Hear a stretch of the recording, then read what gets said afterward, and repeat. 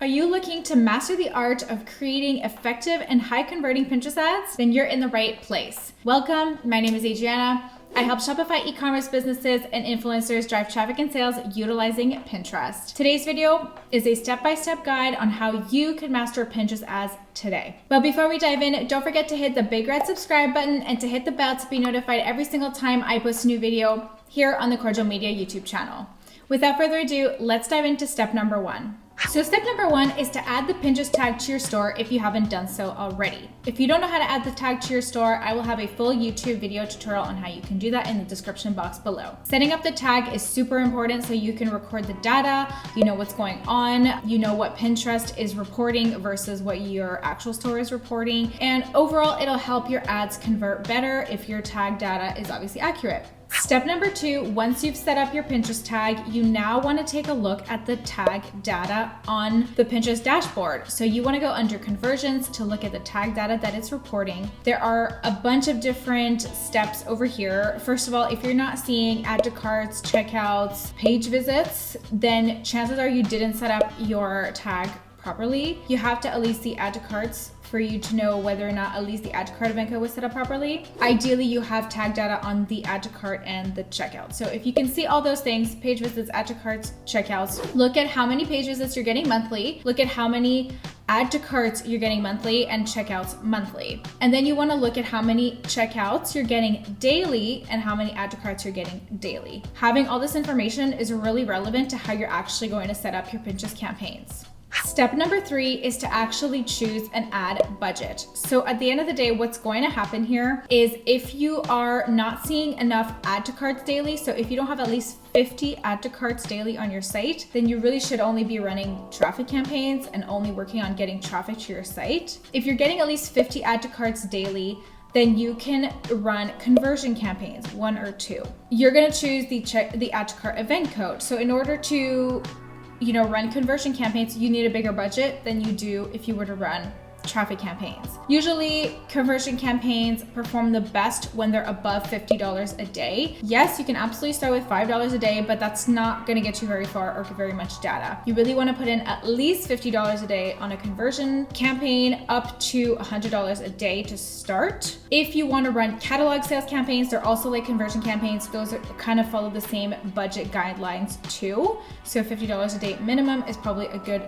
place to start. You can start with $20 a day just to give a little bit of data to the campaign to see how it's going to perform. But like I said, conversion campaigns tend to perform better when they have a bit more budget. Conversion and catalog campaigns. Another way to determine your budget that you can invest would be to do 4 times your CPA. So if your CPA is about $10, then you want $40 a day for your campaign minimum. If your CPA is higher, then you're gonna need to put in a bit more money into the campaign. If you're only gonna go after add to carts to start, which by the way, inevitably turn into checkouts. So if the algorithm's telling you, hey, you're getting about 50 add to carts daily, but not 50 checkouts daily, so you wanna choose the add to cart conversion event in the catalog sales campaigns or the conversion campaigns, then you can look at the CPA of your add to carts. So if it costs less, you can do 4 times the CPA of your add to carts. It'll be a smaller budget, and that way it'll be easier for the algorithm to go after add to carts, and usually they inevitably turn into checkouts long term anyway. So that's another way you can look at how to determine your ad budget on Pinterest. Step number 4 is now to choose your actual strategy. So I personally love a full funnel strategy. I like to hit the top of funnel, middle of funnel, bottom of funnel in my strategy. I will do a variety of conversion campaigns, catalog campaigns, retargeting campaigns. I almost never do traffic campaigns, but I do tend to work with advertisers who don't need traffic. And so if you're an advertiser who needs traffic, then doing maybe 2 top of funnel campaigns could be a great way to start. You want to do 1 consideration campaign and 1 top of funnel conversion campaign. You could try that. Sometimes if you have quite a bit of traffic already and data already on your tag, you can just launch a retargeting campaign to start, just to get some checkouts going and then launch a top of funnel campaign once you've exhausted your pool of retargeting. It's up to you and how you want to set up your campaign structure. But I have another video on how I like to set up my Pinterest ads campaigns, which I can link in the description box below for like a regular advertiser. So as you choose your strategy, you next want to choose your targeting. So that means you have to choose device placement, you have to choose ages, you have to choose languages, countries. And then if you're choosing consideration campaign, conversion campaign, video views campaigns, you also have to choose interest and or keywords. Ideally, I do interest and keywords normally in conversion campaigns. Sometimes I just do interest. Rarely I just do keywords, but I do still play with them depending on the advertiser. So it's up to you, but it's very important for you to choose your targeting and what you want to go after. Now on Pinterest, it's a bit better to have at least 5 million of an audience size to start with. Where it says potential audience size at the top, you're gonna see you can change it between 5 million, 10 million, and 15 million. It's up to you, but it's something that you should definitely consider is having at least 5 million. So for things like gender, placement, devices, and ages, I usually select all. Then I will select one country as opposed to like regions. And then I will go more like specific in my interest and keywords. I'll choose like figure around between 5 and 10 interests to start. And then I'll choose around 100 keywords if I'm gonna do both to start as well. So that's how I like to choose my targeting for conversion campaigns. Catalog campaigns are a bit different. And I do have a video on catalog campaigns that I can link as well in the description box below. But for a conversion campaign or a consideration campaign, that's how I would go about choosing your targeting. Now the interest and the keywords that you choose, they have to be relevant to your product that you're selling. If they're not, then there's no point really in running a conversion campaign because you need to tell the algorithm where your audience could potentially be. So if you're in the home decor niche, I definitely wouldn't choose any interest in food. It sounds pretty self-explanatory, but you'd be surprised how many people don't quite understand how to use the interest targeting within the Pinterest ads campaigns. So step number 5 is to actually go ahead and physically now set up your campaigns. So you're gonna go into your Pinterest account, you're gonna click create campaign, you're gonna choose which type of campaign you wanna start with. You're gonna put in your title and your budget. You're gonna move on to the ad group and you're gonna choose the type of strategy you wanna go after. I usually, if it's a top of funnel campaign, I will select choose a new audience or find a new audience. And then I will add in my interest, my keywords. I will leave everything else below that as just selected as all. I'll choose my languages in English and my country, like I said. But everything else I'll just select as all, and then you can go and trim it as the weeks go by. If you see like there's a gender or an age bracket or a device that's not converting, you can go ahead and remove it over time in your optimizations. If you actually want a free guide on how to optimize your Pinterest ads, I have one in the description box below. You can go ahead and download that totally for free. So that's what I do. And then you're gonna go ahead and choose the event, conversion event, so add to cart or checkout.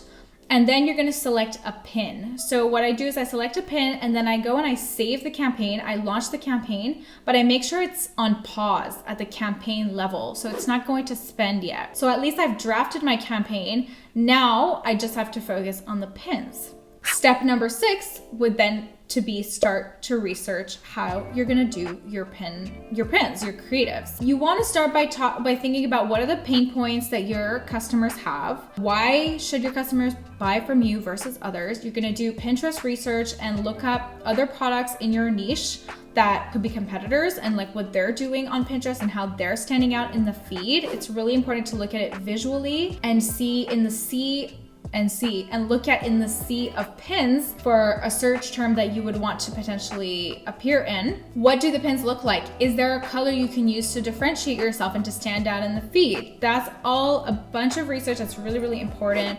Doing a bit of keyword research as well to find what keywords are going to convert for your, or what keywords would rank in the algorithm for your niche is really important. Those are keywords that you can utilize on your creatives, in the verbiage. They're keywords that you can utilize in your pin description or your pin title to just give more indication to the algorithm where to showcase your pins. So doing your research is super important for your creatives. Step number 7 is to design your pins. So you absolutely want to have amazing headlines that are intriguing, but also SEO friendly. You want to have great call to action that will entice a pinner to click through to your site and, browse your store, shop your products. You want to have an inspirational image. It has to be aesthetic, it has to be cute, it has to be a nice image. You really want pinners to be inspired by the product and the beautiful imagery that you have to showcase, or the videos that you showcase. And then of course you want to add your branding. So either your logo or your website on your graphic. You also want to make sure you respect your brand colors if you can, and your brand font. So that's important too. But if you can choose a pop of color in there to stand out in the feed that maybe not in line with your brand colors, that's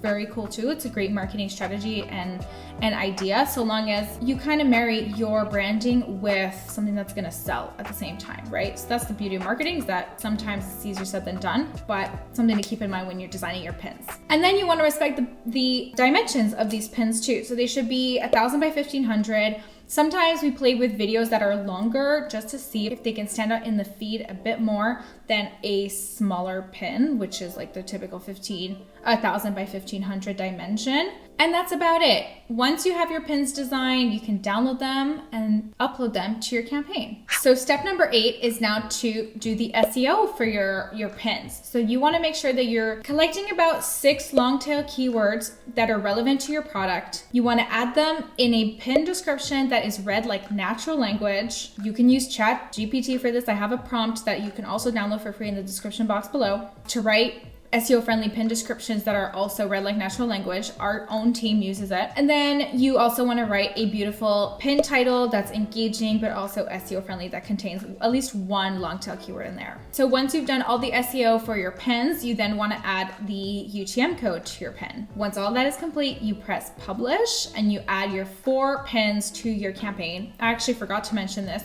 You should choose about 4 pins per ad group for your campaign, not more, not less. You definitely want to start with at least 4. It's kind of like the max and best practice. 2 is too few. 4 at least gives the algorithm something to work with and to like test with your audience. So you launch your 4 pins and then you can save your campaign and activate your campaign. So that's step number 9, is to just launch your campaign. Step number 10 would be to wait. You got to wait 2 weeks for the algorithm to find your audience, for that learning phase to end, and for you to be able to start to optimize. If you'd like an expert like myself to look over your promoted pins, feel free to book a meeting with me. You and I hop on a call, we chat about your Pinterest account or your Pinterest ads, and we see if we're a good fit to work together. If you have a comment or a question about anything in today's video, feel free to write it in the comment box below as well. And on that note, I'm gonna wish you a lovely rest of your day. Bye for now.